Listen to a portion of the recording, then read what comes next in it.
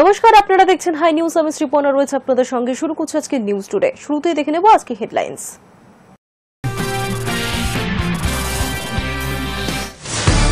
আদিবাসী দিবসের সূচনায় মুখ্যমন্ত্রী। ঝাড়গ্রাম স্টেডিয়ামে আদিবাসী দিবসের সূচনা। 7 থেকে 10 আগস্ট রাজ্যের উদ্যোগে আদিবাসী দিবস। সোশ্যাল মিডিয়াকে কাজে লাগিয়ে বদনামের অভিযোগ দিলীপ ঘোষের। লালবাজার সাইবার থানায় এফআইআর দায়ের। দেশের কৃষক ও মৎস্যজীবীদের স্বার্থে কোনো আপোষ নয়। ট্রাম্পের 50% শুল্ক চাপানোর সিদ্ধান্তের পর দিল্লি থেকে জোরালো বার্তা প্রধানমন্ত্রীর। আন্তর্জাতিক জলসীমা লঙ্ঘনের অভিযোগে 14 জন ভারতীয় মৎস্যজীবীকে গ্রেপ্তার করল শ্রীলঙ্কার নৌবাহিনী। বাজেয়াপ্ত 2টি নৌকা।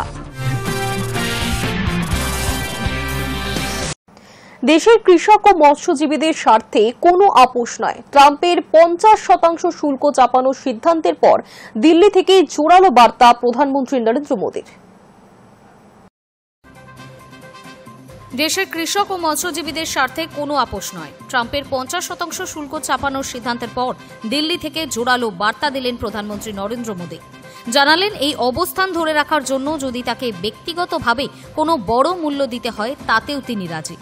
দিল্লিতে এমস স্বামীনাথন শতবার্ষিকী আন্তর্জাতিক সম্মেলনে বক্তব্য রাখতে গিয়ে মোদী বলেন, भारत अपने किसानों के, पशुपालकों के और मछुआरे भाई बहनों के हितों के साथ कभी भी समझौता नहीं करेगा।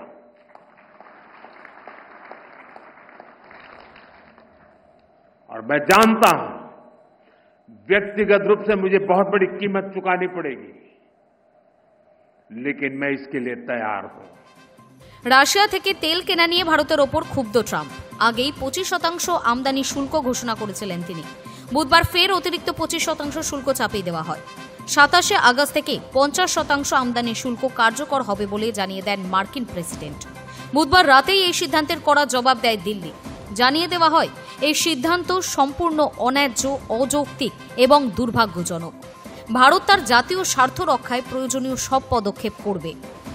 বিদেশ মন্ত্রকের বিবৃতিতে আরও বলা হয়, আমরা এর আগেই স্পষ্ট করে দিয়েছি, ভারতের তেল আমদানি সম্পূর্ণ বাজার নির্ভর এবং দেশের 140 কোটি মানুষের এনার্জি সিকিউরিটির কথা ভেবেই সেই সিদ্ধান্ত নেওয়া হয়। শুধু ভারত নয়, বহু দেশই একইভাবে রাশিয়ার কাছ থেকে তেল কিনছে। অথচ শুধু ভারতকেই নিশানা করছে আমেরিকা। এটা অবাঞ্ছিত ও পক্ষপাতদুষ্ট। এই সিদ্ধান্তকে চাপ সৃষ্টিকারী এবং অভ্যন্তরীণ নীতিতে হস্তক্ষেপ বলেও ব্যাখ্যা করে কেন্দ্র। সরকারি সূত্র বলছে, এই অতিরিক্ত শুল্কের বিরুদ্ধে বিশ্ব বাণিজ্য সংস্থাতে আপত্তি জানাতে পারে দিল্লি। তবে এই বিষয়ে সরকারিভাবে কিছু জানানো হয়নি। Hi News Network. ভারতের উপর 50% শুল্ক আরোপের পরই রাশিয়া এবং ইউক্রেনের মধ্যে যুদ্ধ থামানোর যে চেষ্টা চালাচ্ছিল ট্রাম্প, তাতে অগ্রগতি হচ্ছে এমনই ইঙ্গিত দিলেন ট্রাম্প। আগামী সপ্তাহের মধ্যে রাশিয়া এবং ইউক্রেনের সঙ্গে বৈঠকে বসতে পারেন, সেই ইঙ্গিতও দিয়েছেন তিনি।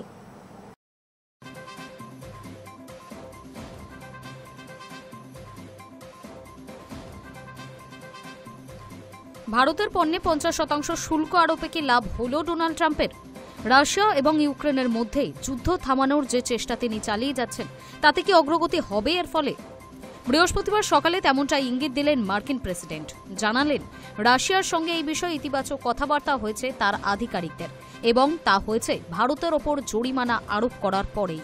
আগামী সপ্তাহের মধ্যে রাশিয়ার প্রেসিডেন্ট ভ্লাদিমির পুতিন এবং ইউক্রেনের প্রেসিডেন্ট ভ্লাদিমির জেলেনস্কির সঙ্গে ট্রাম্প বৈঠকে বসতে পারেন, সেই ইঙ্গিতও দিয়েছেন। সমাজ মাধ্যমে একটি পোস্টে ট্রাম্প লিখেছেন, আমরা ভারতের ওপর 50% শুল্ক আরোপ করেছি। জানি না সেটাই কারণ কিনা, তবে আজ রাশিয়ার সঙ্গে আমাদের আলোচনা খুবই ফলপ্রসূ হল। যদিও মস্কোর তেল থেকে আদায়কৃত রাজস্বের উপর আরও নিষেধাজ্ঞার পথ খোলা রেখেছেন ট্রাম্প। এর আগেও ভারতের ওপর 25% শুল্কের কথা ঘোষণা করেছিলেন তিনি। সেই সময় রাশিয়ার সঙ্গে ভারতের বাণিজ্য নিয়ে অসন্তোষ প্রকাশ করেছিলেন। জানিয়েছিলেন, ভারত যদি রাশিয়া থেকে খনিজ তেল এবং অস্ত্র কেনা চালিয়ে যায় তবে তাদের জরিমানা দিতে হবে।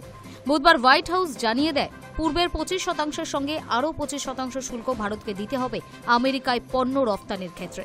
নয়াদিল্লি, মস্কো প্রত্যক্ষ এবং পরোক্ষ তেল বাণিজ্য এই পদক্ষেপের কারণ। আমেরিকার সংবাদ মাধ্যমগুলি জানিয়েছে, ইউরোপীয় ইউনিয়নের নেতাদের সঙ্গে রাশিয়া ইউক্রেনের পরিস্থিতি নিয়ে সম্প্রতি আলোচনা করেছেন ট্রাম্প। পুতিন এবং জেলেনস্কির সঙ্গে মুখোমুখি বসে কথা বলার ইচ্ছা প্রকাশ করেছেন। এছাড়া মার্কিন রাষ্ট্রদূত স্টিভ উইটকফের সঙ্গে বুধবারই পুতিনের বৈঠক হয়েছে। ভারতের পণ্যের ওপর শুল্ক আরোপের পর সেই বৈঠকে রাশিয়া ও আমেরিকার মধ্যে ইতিবাচক কথা হয়েছে বলেই মনে করা হচ্ছে। ট্রাম্পের শুল্ক ঘোষণার পর রাতেই কঠোর বিবৃতি দিয়েছে নয়াদিল্লি। বিদেশ মন্ত্রকের তরফে বলা হয়েছিল, ভারত জাতীয় স্বার্থ সুরক্ষিত করার চেষ্টা করছে, অনেক দেশই তা করে থাকে।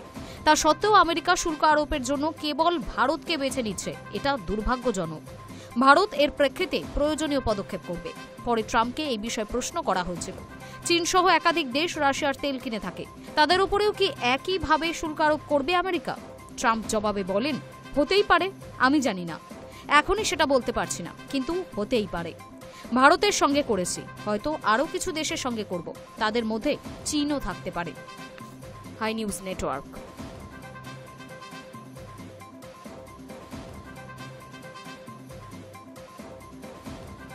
বৃহস্পতিবার কেরলে তিরুবনন্তপুরমের সাংসদ ফের একবার মোদির পাশে দাঁড়িয়ে আমেরিকার হুমকির সামনে মাথা নত না করার পরামর্শ দিলেন।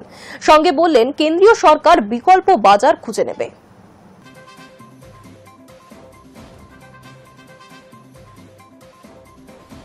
মার্কিন প্রেসিডেন্ট ডোনাল্ড ট্রাম্পের ঢিলের বদলায় প্রধানমন্ত্রী নরেন্দ্র মোদীকে পাটকেল মারার পরামর্শ দিলেন কংগ্রেস নেতা শশী থারুর। বৃহস্পতিবার কেরলের তিরুবনন্তপুরমের সাংসদ ফের একবার মোদীর পাশে দাঁড়িয়ে আমেরিকার হুমকির সামনে নত না হওয়ার পরামর্শ দিয়ে কেন্দ্র সরকারকে বললেন, বিকল্প বাজার খুঁজে নেওয়া এবং আমেরিকার পণ্যে বদলা শুল্ক চাপিয়ে দিতে হবে। মোদীকে থারুর প্রেসিডেন্ট ডোনাল্ড ট্রাম্পের হুমকির বিরুদ্ধে শিরদাঁড়া সোজা করে দাঁড়ানোর কথাও বলেছেন। লোকসভা ভোটের পর ইন্ডিয়া জোটের প্রথম বৈঠক বসতে চলেছে বৃহস্পতিবার সন্ধ্যায়। রাহুল গান্ধী খোদ সেই নৈশ ভোজের ডাক দিয়েছেন। সেখানে ইন্ডিয়া জোটের প্রায় সব শরিক নেতাই হাজির থাকবেন এবং ভবিষ্যতে রণকৌশল তৈরি করবেন বলে স্থির আছে। কিন্তু তার আগেই মোদীর পাশে থাকার বার্তা দিয়ে কংগ্রেসকে তাত্ত্বিক নেতা থারুর আমেরিকার বিরুদ্ধে রুখে দাঁড়ানোর সুপারিশ করলেন। থারুরের কথায়, ট্রাম্পের এই অযৌক্তিক চাপের মুখে এখন রুখে দাঁড়াতে হবে ভারতকে, তাদের ঘাড়েও চাপাতে হবে বদলা শুল্ক। এছাড়াও আমেরিকাকে পাশ কাটিয়ে ভারতীয় পণ্য বিক্রির বিকল্প বাজার খুঁজে নিতে হবে সরকারকে। থারুর বলেছেন, আমি মনে করি ট্রাম্পের এই ধরনের পদক্ষেপ অযৌক্তিক, অনুচিত এবং বিভিন্নভাবে বেঠিক। ওদের অভিযোগ, কেন আমরা রাশিয়ার কাছ থেকে তেল বা গ্যাস কিনছি? আমরা এটা করছি খোলাখুলি এবং সমস্ত রকমের নিয়ম মেনে। অথচ ট্রাম্প কিন্তু এই একই শাস্তিমূলক ব্যবস্থা চীন ও ইউরোপীয় ইউনিয়নের দেশগুলির বিরুদ্ধে নিচ্ছে না, যারা মস্কোর সঙ্গে আরও বেশি রকমের বাণিজ্যিক সম্পর্ক চালিয়ে যাচ্ছে।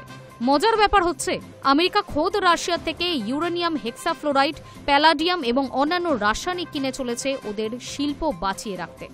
থারুর আরও বলেন, আমরা সেই দেশ নই যারা হুমকি দিয়ে চলে, কিন্তু আমার দৃষ্টিভঙ্গিতে যদি ওরা 50% অতিরিক্ত শুল্ক আদায় করে, তাহলে আমাদেরও উচিত ওদের ওপর থেকে 50% শুল্ক আদায় করা।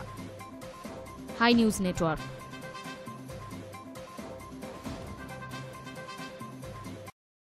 জাতির উদ্দেশ্যে ভাষণে ইউনূস প্রতিশ্রুতি দিয়েছিলেন রমজান মাস শুরুর আগেই আগামী ফেব্রুয়ারিতে জাতীয় সংসদে নির্বাচনের আয়োজন করা হবে। এবার তারপরে ইউনূস ভোটের আয়োজনের জন্য সব প্রস্তুতি শেষ করতে নির্বাচন কমিশনকে চিঠি পাঠালেন। জাতির উদ্দেশ্যে ভাষণে ইউনূস প্রতিশ্রুতি দিয়েছিলেন রমজান মাস শুরুর আগেই আগামী ফেব্রুয়ারিতে জাতীয় সংসদের নির্বাচনের আয়োজন করা হবে। বাংলাদেশের অন্তর্বর্তী সরকারের মুখ্য উপদেষ্টা মোহাম্মদ ইউনূস ভোটের আয়োজনের জন্য সব প্রস্তুতি শেষ করতে নির্বাচন কমিশনকে চিঠি পাঠালেন।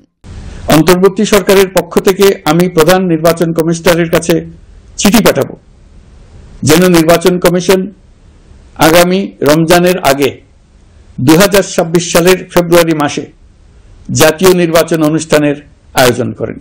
বাংলাদেশের সংবাদ মাধ্যম জানাচ্ছে, ইউনূসের দফতরের মুখ্য সচিব এম সিরাজউদ্দিন মিয়া অন্তর্বর্তী সরকারের তরফে কমিশনকে চিঠি লিখেছেন। উল্লেখিত সময়সীমার মধ্যে প্রত্যাশিত মানের অবাধ, সুষ্ঠু, শান্তিপূর্ণ এবং উৎসব মুখর জাতীয় নির্বাচন আয়োজনের জন্য প্রয়োজনীয় পদক্ষেপ করার অনুরোধ জানানো হয়েছে ওই চিঠিতে। নির্বাচনের আয়োজনের বিষয়ে অন্তর্বর্তী সরকারের তরফে সমস্ত রকম সহযোগিতা করা হবে বলেও কমিশনকে জানিয়েছে ইউনূসের দপ্তর। প্রসঙ্গত, মঙ্গলবার গণ অভ্যুত্থানে শেখ হাসিনার নেতৃত্বাধীন আওয়ামী লীগের সরকারের পতনের বর্ষপূর্তি উপলক্ষে জাতির উদ্দেশ্যে ভাষণে ইউনূস বলেন, 2026 সালের পবিত্র রমজানের আগে জাতীয় নির্বাচন আয়োজনের জন্য প্রধান নির্বাচন কমিশনারের কাছে চিঠি পাঠাবো। হাসিনার জামানায় 1.5 দশক ধরে বাংলাদেশের নাগরিকেরা গণতান্ত্রিক অধিকার প্রয়োগের সুযোগ পাননি বলেও অভিযোগ করেন ইউনূস। High News network. একদিকে ভারতের উপর 50% শুল্ক চাপানোর সিদ্ধান্ত ডোনাল্ড ট্রাম্পের, অন্যদিকে 2 মাসে দ্বিতীয়বার আমেরিকা সফরে যাচ্ছেন পাকিস্তানের সেনাপ্রধান আসিম মুনির। সব মিলিয়ে যা চাপে দিল্লি। ট্রাম্পের সঙ্গেও কি দেখা করবেন পাক সেনাপ্রধান? এখনো পর্যন্ত সম্পূর্ণ সফরনামা সামনে আসেনি।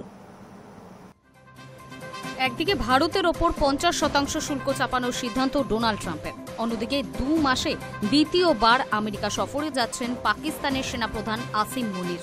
সব মিলিয়ে চাপে দিল্লি।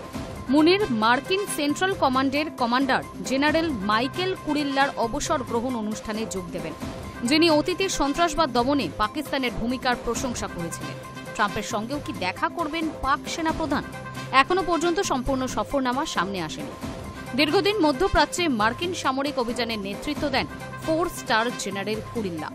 তিনি চলতি মাসের শেষের দিকে অবসর নিতে চলেছেন। কয়েক মাস আগেই মার্কিন গোয়েন্দা তথ্য পেয়ে 5 জন আইএসআইএস খোরাসান জঙ্গিকে গ্রেফতারের ঘটনায় পাকিস্তানের প্রশংসা করেন কুরিল্লা।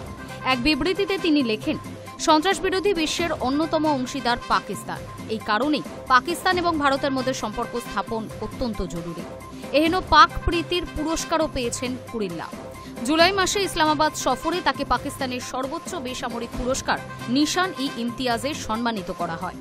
পেহেলগাঁও হামলা এবং সিন্দুর অভিযানের পরে ভারত যখন গোটা পৃথিবীতে পাকিস্তানের জঙ্গিবাদকে তুলে ধরতে চাইছে, সেই উদ্দেশ্যে প্রতিনিধি দলও পাঠানো হয়েছিল বহু দেশে।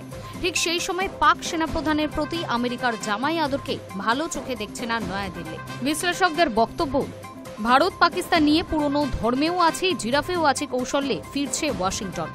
যদিও কংগ্রেস, তৃণমূল সহ বিরোধী দলগুলোর বক্তব্য বারবার প্রমাণিত মোদী শাহর কূটনৈতিক কৌশলে ব্যর্থ হয়েছে। 140 কোটি দেশবাসীর স্বার্থ রক্ষায় নতুন পথ খুঁজতে হবে। Hi News network.